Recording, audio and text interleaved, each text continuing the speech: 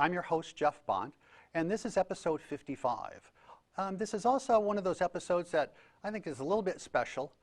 This last week, the patent staff spent time down in Orlando, Florida at the Assistive Technology Industrial Association, or ATIA conference. We spent time in the vendor area, which we're showing on the screen now, but we also spent a lot of time in sessions.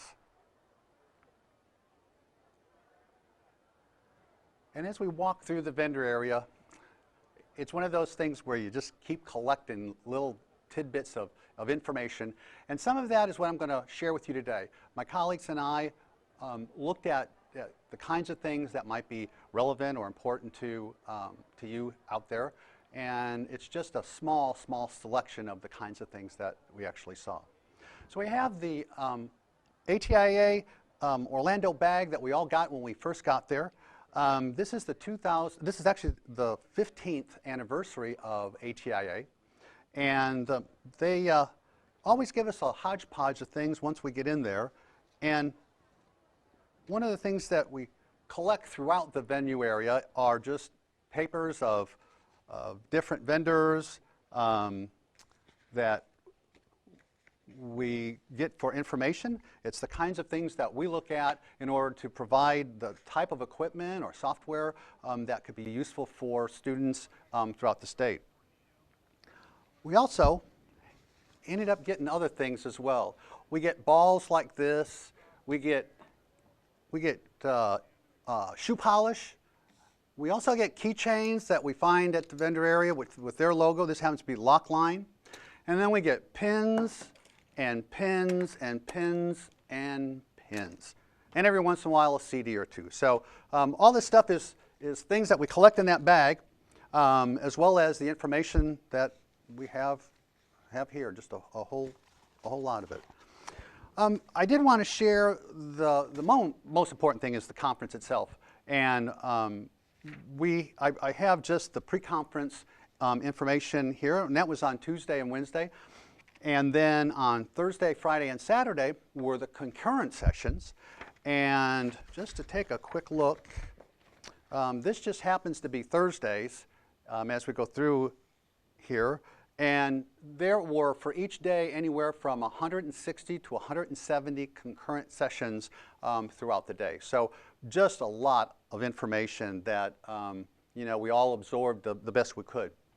So one of the places that I spent was a 2-day iPad boot camp with Therese Wilkham. And Therese was also one of our speakers at our last state conference here in Indianapolis with the Patents Project. So I spent 2 days with her, gained an awful lot of information, as well as Jim Lambert, the Northwest Patents Coordinator. And together we kind of shared information and that sort of stuff with folks there as well.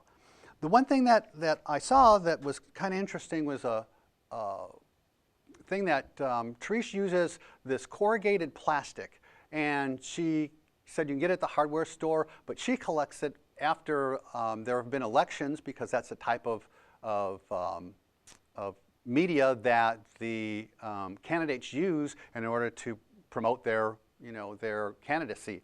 And so she'll go around and collect that and then reuse it for things like a portable scan and read. And that's going to be one video that we're going to show here just to kind of get an idea. She doesn't go into great detail as to how it's really put together, but I think you'll get kind of the gist of what she's doing.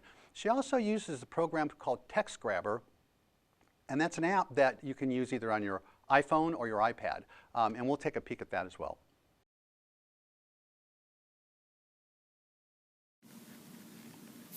All right. Reading papers and documents that are not scanned can be very difficult for someone who happens to be blind. So I've created this very simple portable scan and read station using an app called Text Grabber on a cell phone. So we just open this up, tip it like this. You can take a standard 9x12 piece of acrylic and put a couple of stoppers here. And then I lined up the iPhone so that when you put an 8.5 by 11 sheet of paper in here, just lines up perfectly. So there's a stopper. So if I'm visually impaired, I can feel exactly where this goes. I know there's only one way this can go in here. And then I just tap the center of it, and it takes a picture of it. Then I click on reading it. It's now recognizing it. And then I can turn on voiceover, 1, 2, 3. Voiceover on. Tap it. Checklist or existing facilities. This module offers a checklist that agencies can use to examine their facilities and So essentially what it's doing is it's just reading this. Well, then I also discovered that I could, instead of putting those plastic pieces, I could take a little bit of this corrugated plastic and put that using double-sided tape and make that a stopper, and then make a place to drop my iPhone in here like this. And again, I can still put my paper in here, tap it, scan it. What I did here with Corner Guard is I can pick this up and I can lay an iPad right in here, so the camera would be right here shining down. So there you have it, the portable scan and read station. Oh, and one last thing is I put a little piece of Velcro here so that you can put your piece in here, fold it up, and now it can drop into a backpack. Just remember that this is 12 inches. This is 28 from here to here, and so you take a utility knife and you just score it here and here. So measure from 8.5 to here, 8.5 to here. That's all you have to remember, 8.5 on both sides. And then this, of course, will be 11, and just enough and perfect. So your paper can go in there, and that goes on top here, and voila, portable scan and read station. Okay, great. Well, I hope that you got just sort of the gist of what Therese was showing. And the program that she used was called Text Grabber, and it can be used either on the iPhone or the iPad. And I have it on my iPad currently, and I'm going to see if I can't get a picture here. Having a little bit of trouble with the lighting, but what I should see is a square when I get it in focus. Come on.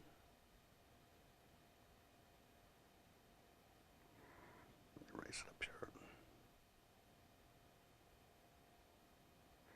Well, I don't think it's going to cooperate right now, which is not a problem. But anyway, what we get is a picture that basically looks like this. So we'll take the picture, we can crop it, and then it comes over to the side, and then we can actually use VoiceOver to read it. Voiceover on. Text Grabber.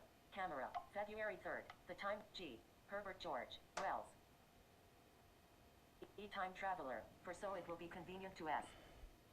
So anyway, we can go ahead and use VoiceOver. I'm going to pop it off here real quick. Alert. Selected. Selected. VoiceOver. VoiceOver. off. Okay. But if you notice up in the upper right-hand corner, it says Translate. And I'm going to select Translate, and I can go from English to English, which is not translating anything. But if I go to English and then make my selection down here, I'm going to go to Spanish. Right here. And we'll let it do the translation. And I can't honestly verify the accuracy, but that's one of the things that this program will do. I can also export it out to an email. I can export it out to a variety of different things and then manipulate it however. Really neat program just to get text from the hard copy into the digital file format. The program itself, or the app itself, is $9.99. But well worth the download. So actually something to think about. Now it was a nice piece of information that Therese shared with us because we're always looking for those ways that we can manipulate those kinds of things for students. Okay, that's Text Grabber. Also, Therese is known as the MacGyver of assistive technology because she has really done all kinds of stuff with this corrugated cardboard and the line lock and so forth. The next thing we're going to look at is the Sonos audio note taker.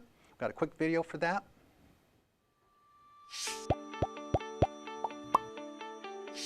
Okay, let's talk about notes.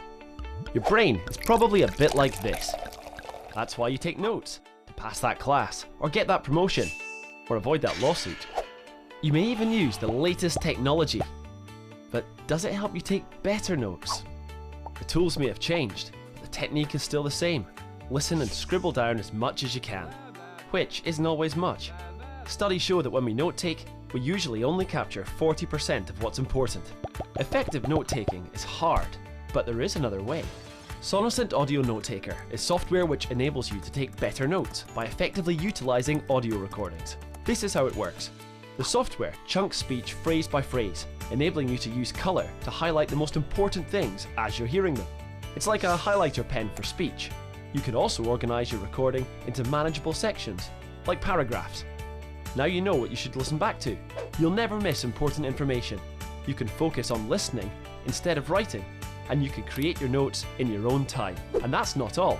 It's easy to edit your audio, and you can add text, slides, and images alongside. When you're done, extract your colour highlights into a new file. You can also export your notes to view on other devices, record from our free app, or import audio recorded from elsewhere. You can even use Audio Notetaker to capture online videos, webinars, and Skype calls. Sonos Audio Notetaker allows you to stay focused on listening, safe in the knowledge that you can come back to the important parts again later. It could lead to the best notes you've ever taken. Download a free trial and try it for yourself. All right, that's the Audio Notetaker from Sonos. On my computer, I have just kind of a tutorial that gives you a little idea as to the kinds of things that it does. We have the audio over here, and then we can take our notes here. We can have pictures over on this side. There's just, it's really user-friendly. What I really like is the fact I can highlight the important things in a different color. They also have an app, and it's called the Sonos Recorder, and I have that on my iPad. And if I click on record, it's going to start recording what I'm saying. So I'm basically taking notes, and if we go to the iPad, I'll go to the iPad, how about that? There we go. You can see where it's sort of chopping up and looking at that, the breakups. And I can actually stop it, and then I can highlight important things. The whole thing's important, or this is just the important part, or this over here. So anyway, really great note taker, and I can listen back to it in real time. It's just an extension of the desktop version, which is Windows and Mac compatible. Okay, we're going to jump ahead real quick. Jim Lambert and I actually did a eReader app side-by-side comparison, and one of the programs that we really liked is VoiceStream Reader. Well, VoiceStream came out actually now with a thing called the VoiceStream Writer, and we'll look at that as well. Okay, this is basically it, and it's a program that I type in, and I'll spell out just a couple things here. Hello. My name is. Hello, my name is Jeff. So it actually, as you're typing, it spells it or says it as you put a space in, and then it goes back and recaps, when you put a punctuation in the whole sentence. So really a neat program. This one is, as Dream Reader is, VoiceStream Reader is $9.99, but it's one of those things that we really found very interesting. So another thing to look at. Another thing that I had was actually a tactile graphic, and I went to one session, and what was interesting is that audio descriptions of things sometimes just don't translate well. And one thing that didn't translate well for me was the instructions of creating this, starting at the top up here and then going 15 degrees as we were given more information, and then counterclockwise, and it looks more like a Picasso. And actually this should be a picture of the state of Florida with Orlando and Miami somewhere in there. So as you can see, my interpretation of just the way the description was just didn't seem to do it. So what we have here is just a tactile graphic, and everything is labeled, and then there are bumps that take you to the certain sections. So really gives the visually impaired a good representation of the kinds of things we're talking about. You know, we could have the state of Florida outlined, and you'd get a better feel of what the outline is than my little description here, which really wasn't that good. So, all right, another real quick thing that Therese did share with us is a selfie camera extension. And basically, it's just a Swiffer cleaner thing. I'm losing my terminology. But you put your camera on here, and you set it for timer. You click it, and then you take your selfie. Gives you a nice extended look of yourself or a group of people, so forth. So anyway, just the Swiffer idea. So again, the MacGyver of assistive technology. That pretty much wraps up, I think, what I was going to share. I had some more things, but sometimes I take a little more time or shoot ahead of myself. But in 2 weeks, we're going to have our vendor presentation, and that's going to be Project Discovery. So we'll see you in 2 weeks, and I hope some of this information is helpful, and look forward to hearing from you. If you have any ideas of something that you'd like to see presented at Patents TV, please let us know. Another quick reminder before we go is the Patents Tech Expo is going to be April 23rd. It's going to be here in Indianapolis, and it's going to have a lot of the vendors, some of which we saw down at ATIA. So some of these things you might be able to actually get your hands on, and actually we have vendors doing presentations as well. So it's free. Registration is up on our website, patentsproject.com. Please take a look at that, as well as the vendor information for our next vendor presentation. So for that, I'm going to wrap up and say goodbye.